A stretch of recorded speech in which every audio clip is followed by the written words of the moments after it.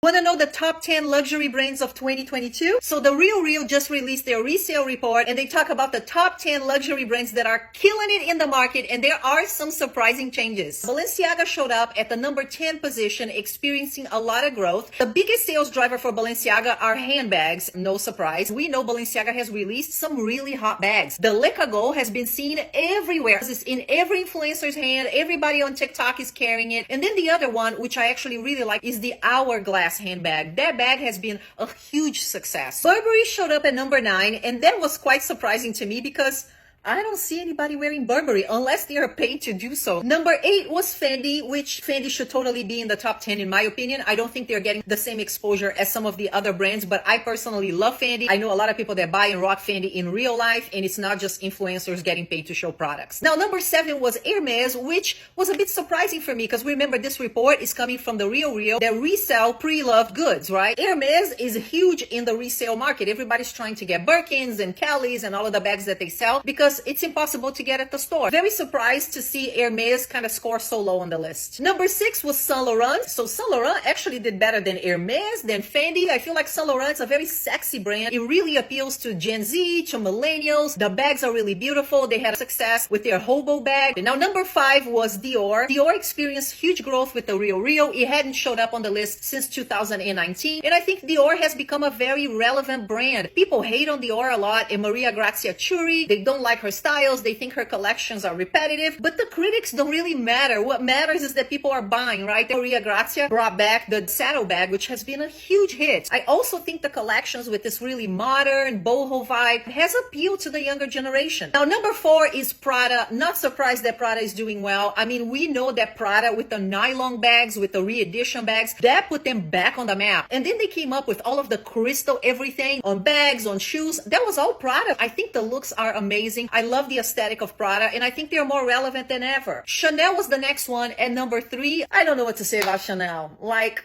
Chanel's just pissing me off in so many different ways. They are at number 3 probably because, you know, Chanel has a die-hard following. I mean, the Chanel aesthetic is unlike any other brand out there. It's girly and preppy, very feminine, looks rich.